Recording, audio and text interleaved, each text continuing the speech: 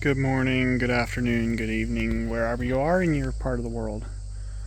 So, I want to give this an introduction to this vehicle I bought a month ago, a couple months ago. I don't remember. It's been sitting here for a while. Anyway, this is a new sort of project that I want to make some content out of. Now, this thing's been sitting here for a couple of different reasons. One, it's a 1994 Ford Explorer 4-door, 4-liter OHV automatic A4LD transmission. I got it because I wanted to get back in another first-gen Explorer. They're very good off-road. I like the TTB on this model, and I do kind of miss my two-door green one I had. So I wanted another one and kind of make it as a daily driver slash weekend warrior off-road rig. And the main reason I wanted to get one of these is I want to fix the rust and paint it up like the Jurassic Park first movie Ford Explorer, and just have a good head turner, daily driver, cool little off-roader with a lift, some tires, and probably keep the stock drivetrain and kind of like experimentation with that. That's kind of the idea of this project. I do miss these older Ford Explorers, and I want to get this one back up and running. So, to go over the issues with this, I don't know if you can see it down in there. You can kind of, if I can kind of move the camera. Let's see if I can zoom in right. Oh, no, don't. Focus. If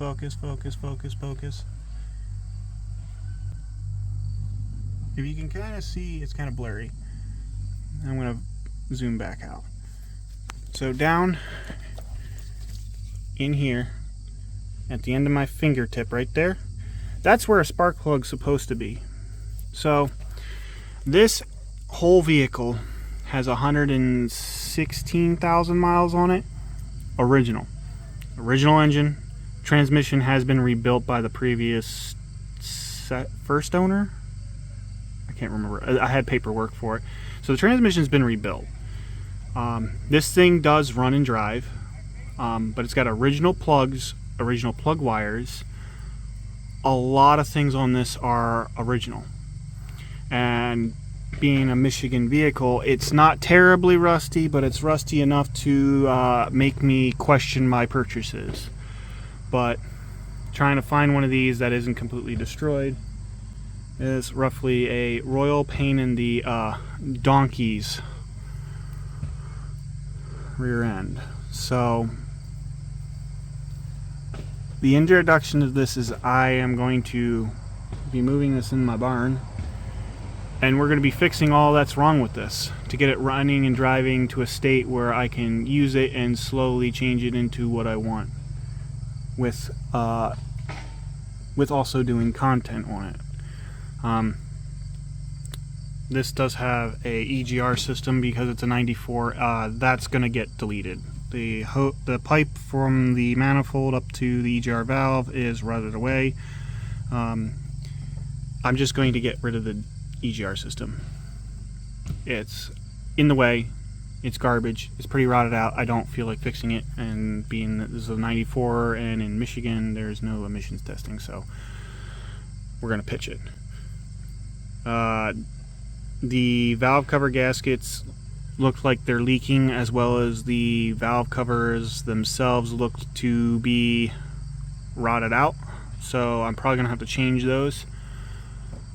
And being that this thing is original and the original heads, the spark plug broke off in the head, I'm probably going to do a whole series of removing the heads and fixing this head, and then resealing everything and throwing it back together. This thing, as far as I know, when I've had it running, has no head gasket failure.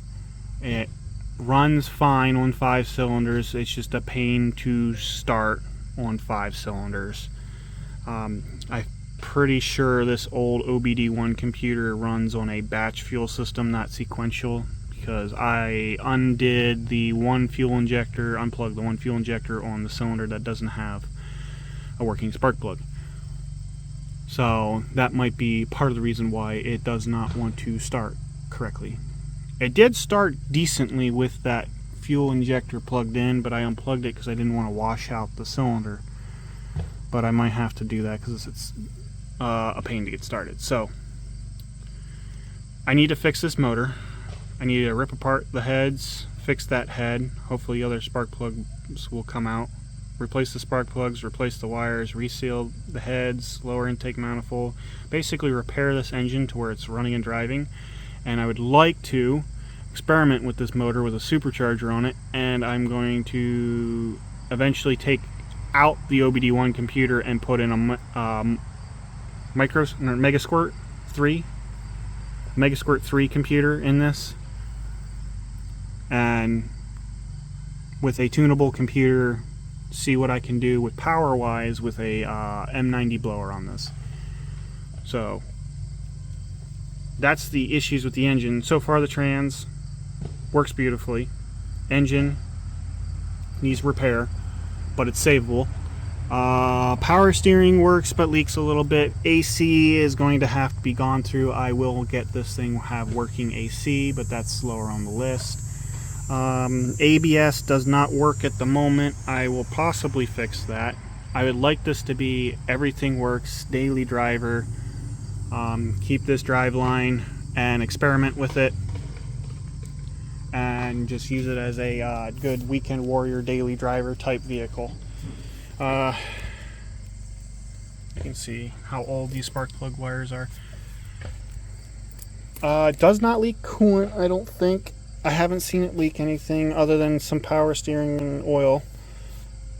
Diffs are, I believe, sealed pretty good, but this thing does have 327 gears in it with a limited slip in the rear end, so it's got highway gears in it, which eventually will be, I'll probably change it. I'll probably change the gearing out until I get larger tires on it.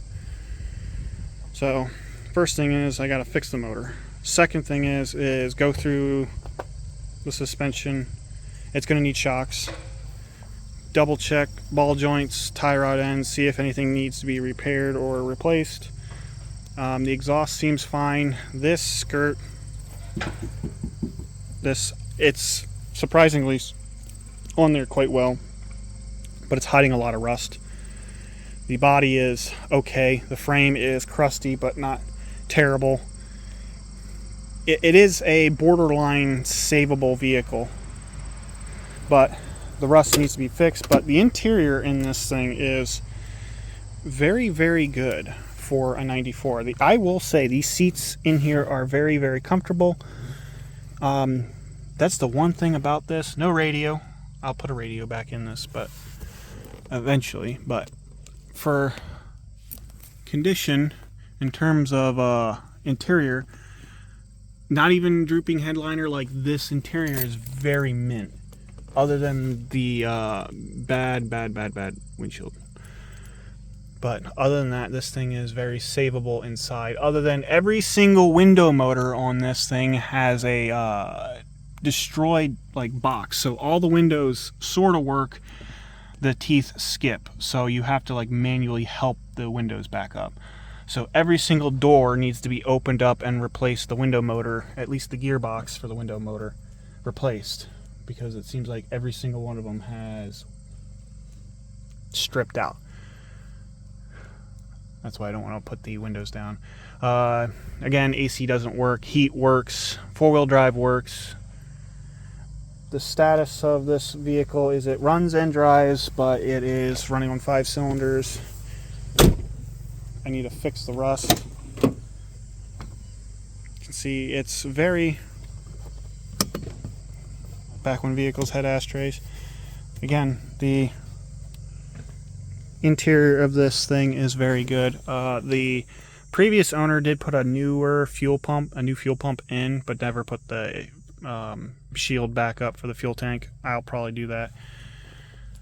Everything else in this thing, I believe, works.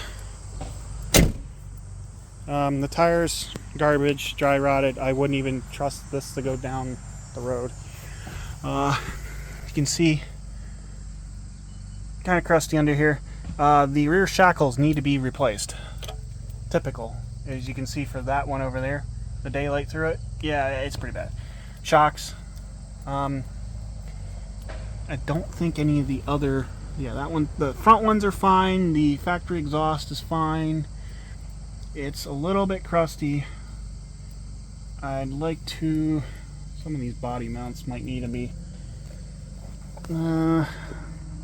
that's a little questionable. This might need a body off frame restoration. You can see the rust there. Again, I don't think it's terrible, but this is like borderline savable. At some point, I'll either pay a body person or I'll do some of it myself or get it to a running driving state until I have money saved up to actually do proper body work. Again, you can see the shackle back there is really bad.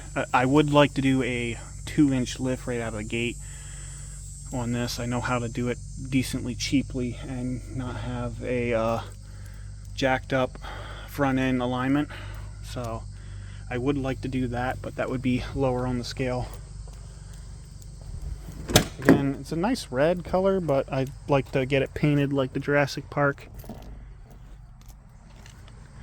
and just make it a decent daily driver off-road. Yeah, this, you can see the freaking window likes to come down.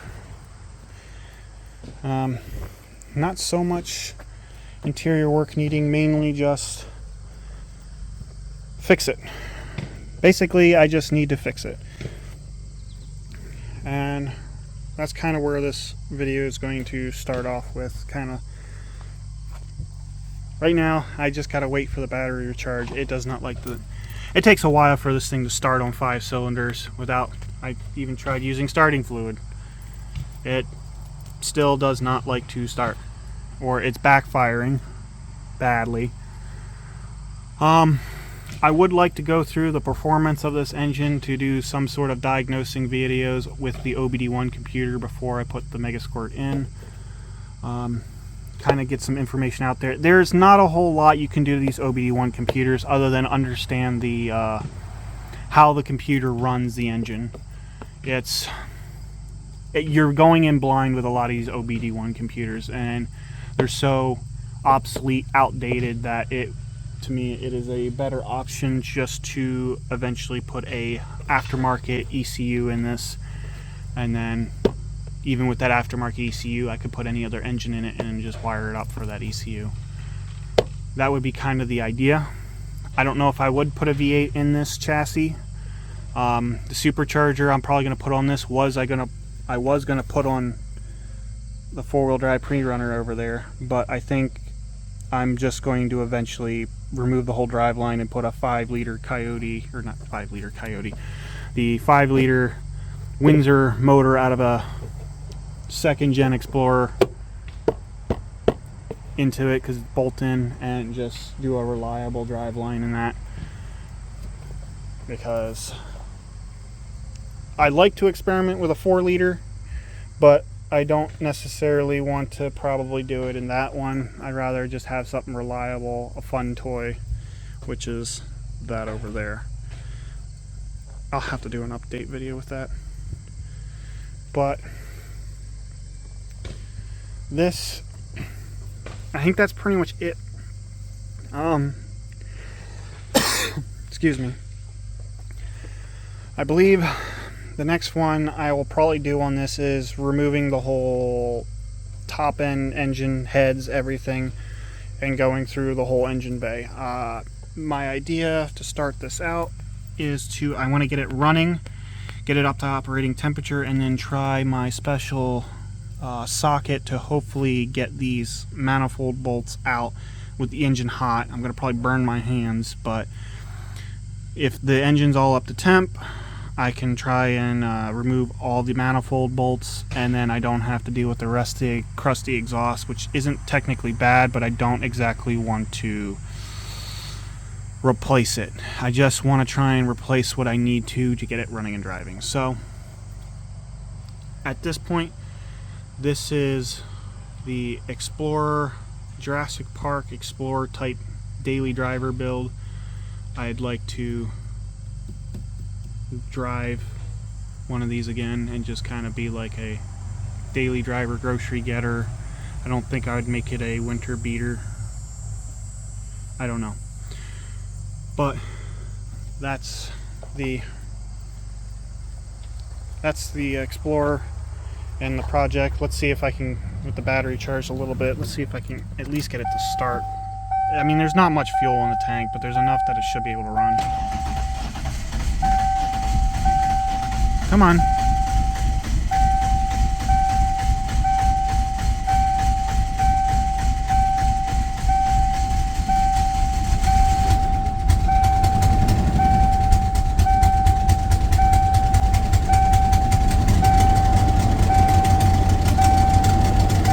I might have a coolant temp sensor. I don't know. Like I said, trying to do any kind of diagnostic work on these OBD1 computers is roughly a pain in the ass, because you really do not get any sort of live data readout. There's no check engine light right now, but it's running on 5 cylinders, so any sort of performance diagnostics on an OBD1 computer is royally a pain in the ass. So I might do some videos on trying to do some of that, but ultimately the OBD1 computers behind that kick panel is going to get removed, and a Megasquirt 3 is going to get installed. So this is the Ford Explorer project. Hopefully you'll stick around for some of my nonsense with this. Let's see if it'll idle.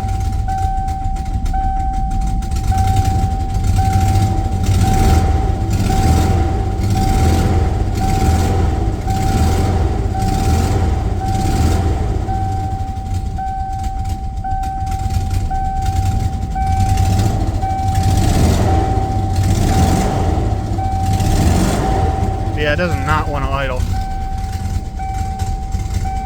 Stick around for this pile.